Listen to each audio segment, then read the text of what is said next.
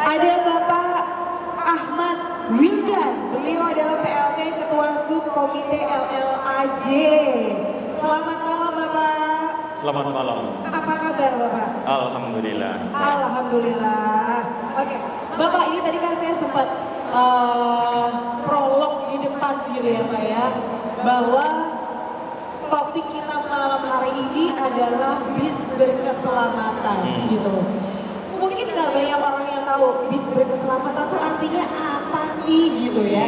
Tapi nanti dulu Bapak. Sekarang kita bahas dulu tentang nama di belakang Bapak KNKT itu apa sebenarnya KNKT Pak? Iya. Jadi KNKT adalah Komite Nasional Keselamatan Transportasi. Komite Nasional Keselamatan Transportasi ya. Jadi lembaga di bawah Presiden. Jadi kita bukan kementerian, tapi di bawah Presiden langsung. Oh, Ya, oke. jadi kemudian anggotanya dipilih setiap 4 tahun sekali. Oke. Jadi mirip-mirip KPK, KPU dan sebagainya gitu. Tugas kita yang utama adalah melakukan investigasi kecelakaan transportasi. Jadi di sana ada 4 subkomite.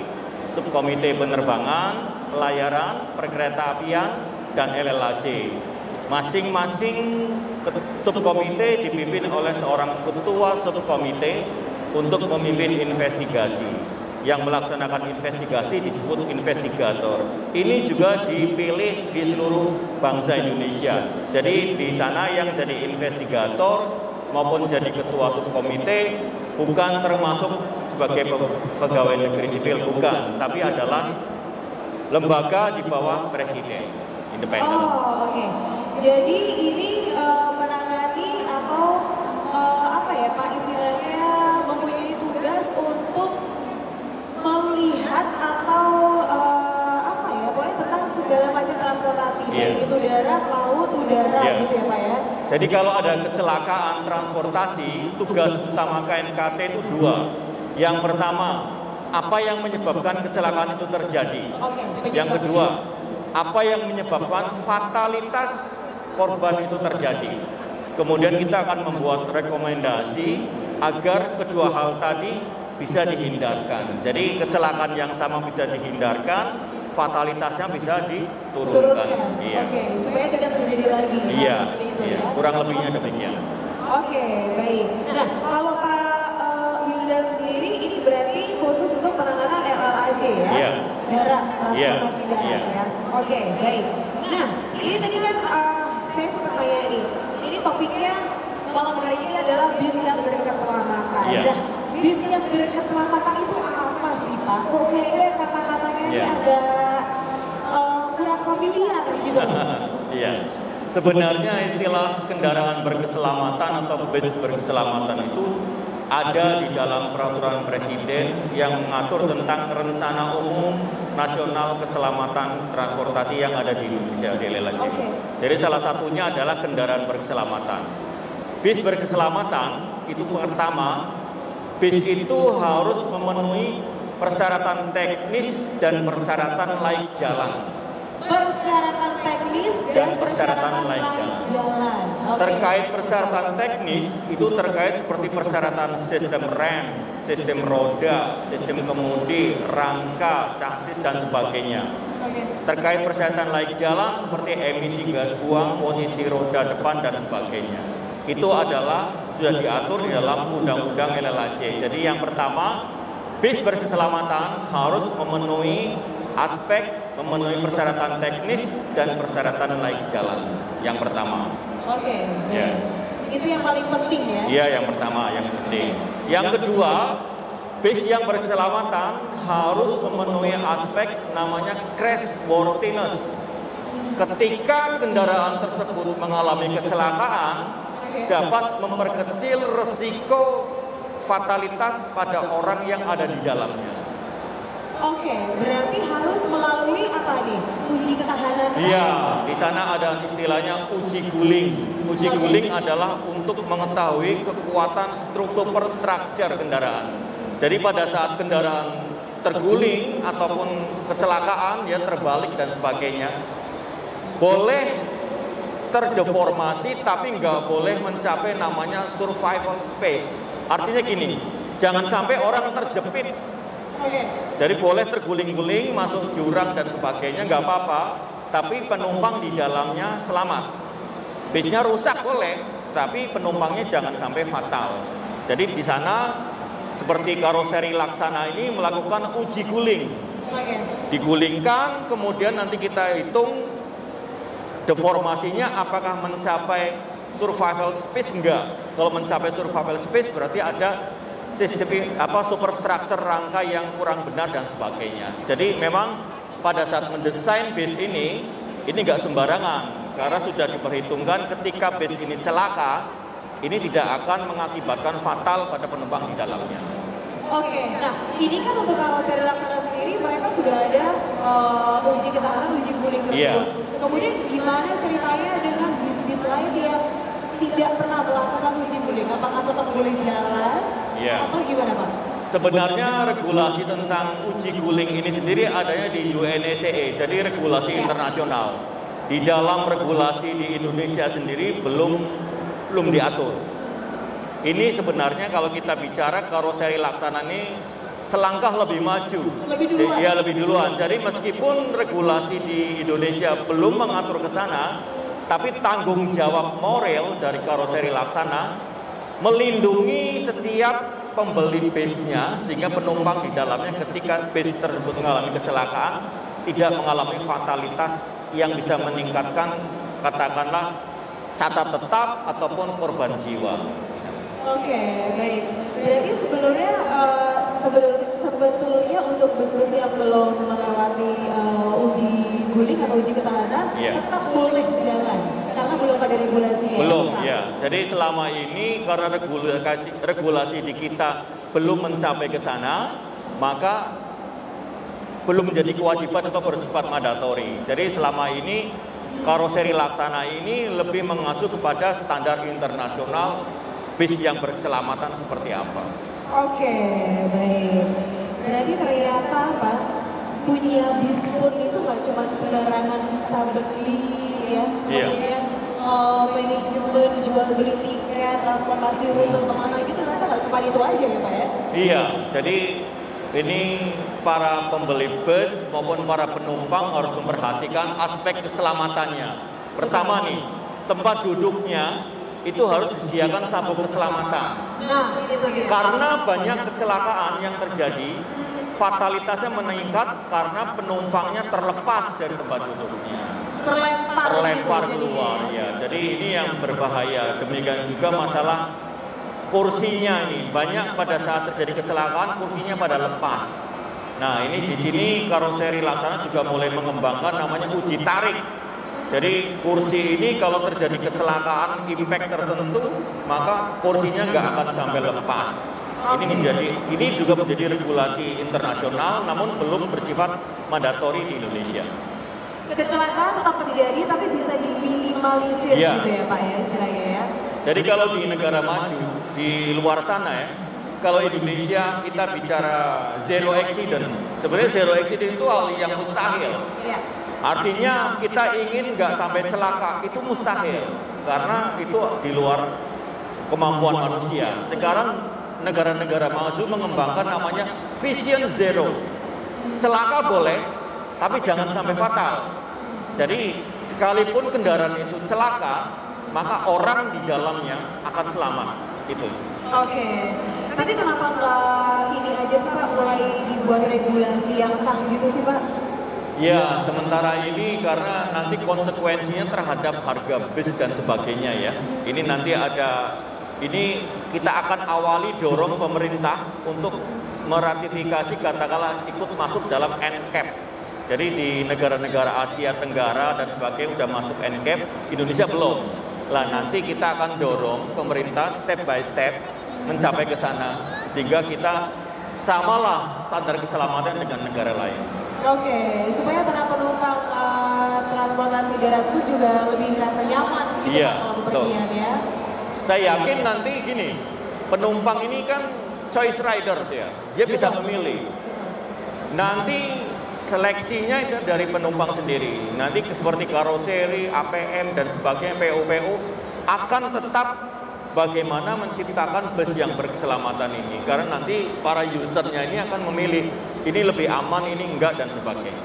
Betul. Oke. Nah, Pak, tadi kan diceritain ada beberapa kecelakaan gitu kan, Pak. Iya. Contoh kecelakaan karena bis yang tidak berkeselamatan itu apa aja contohnya? Contoh pertama itu kecelakaan yang di MN Subang ya. Jadi bis itu sebenarnya hanya terguling sedikit aja gini. Ketika terguling yang meninggal 26 orang. Jadi penumpang di dalamnya itu terlepas karena nggak pakai sabuk, dan kemudian kacanya itu terbuat dari kaca beling, bukan safety glass. Sehingga ketika penumpang masuk ke sana jatuh seperti diiris lehernya dan sebagainya. 26 orang itu keluar dari dalam ini. Ini contoh crashworthiness. Beda dengan bis Sempati Star yang jatuh di daerah Medan itu ya, turunan dia terguling 10 meter.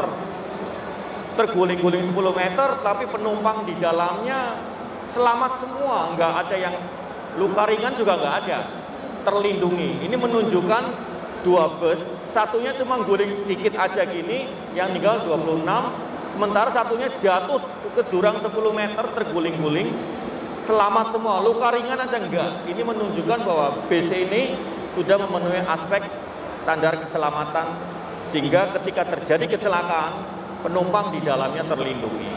Oke, nah ini dia. Jadi terjawab sudah bis berkeselamatan itu seperti apa ya, Pak? Iya. Berarti memang bisnya sendiri ini sudah melalui berbagai macam tahapan-tahapan tes gitu ya? Iya. Oke, yang bisa meminimalisir apabila terjadi kecelakaan. Iya. Zero accident itu sebenarnya tidak akan mungkin. Tidak akan mungkin tapi paling terjadi. tidak pasti bisa lah sedikit dikurangi ya. Yang bisa, yang logik untuk dilaksanakan adalah vision zero. Vision zero. Celaka boleh, tapi jangan sampai fatal. Orangnya tetap selamat. Oke, baik. Nah, terus gini Pak, kalau ada kecelakaan seperti tadi gitu, Iya. ini akan mendapatkan teguran dari PO-nya nggak sih? PO tersebut akan mendapat teguran dari pemerintah nggak sih Pak? Jadi gini, ketika terjadi suatu kecelakaan, tugas KNKT adalah melihat apakah hazard atau resiko yang menyebabkan terjadinya kecelakaan ini sudah teridentifikasi sebelumnya enggak? Sudah diatur belum dalam regulasi? Kalau sudah, kenapa PO ini sampai bisa melanggar? Kita urut namanya organization influence. Jadi pengaruhnya apa nih? Kok bisa sampai terjadi gini? Jadi prinsip investigasi KNKT itu 3. Pertama, no blame, nggak boleh nyalahkan. Jadi nggak ada teguran, nggak ada. Yang kedua, nggak boleh untuk nuntut ke pengadilan. Yang ketiga, nggak boleh untuk nuntut ganti rugi. Jadi semata hanya menyisir, kira-kira sudah diatur dalam regulasi belum? Kalau sudah, kenapa regulasinya nggak efektif? Dicari jalan keluarnya, mana menjadi lubang-lubangnya di mana dan sebagainya. Itu yang kita lakukan. Kalau ternyata di regulasi belum ada, kita buat regulasinya. Itu aja. Oke, setelah diidentifikasi, KNKT menyerahkan laporan ini ke siapa Pak? Jadi kita membuat laporan, kemudian di dalam rekomendasinya kita tujukan yang pertama ke kementerian.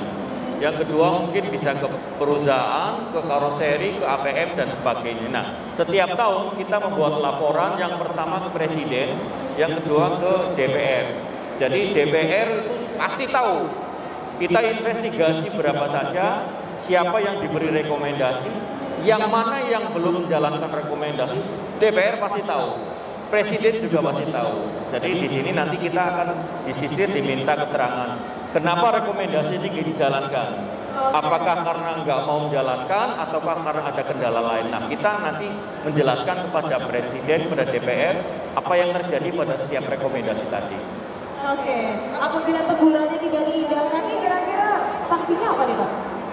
Sanksinya sebenarnya nggak ada, cuma yang jadi masalah ketika ada seorang direktur atau seorang direktur jenderal nggak mau melaksanakan, ya pasti DPR minta itu agar diganti, karena ini kan menyangkut dengan nyawa orang banyak, apalagi kalau itu terkait dengan BUMN, badan usaha milik negara.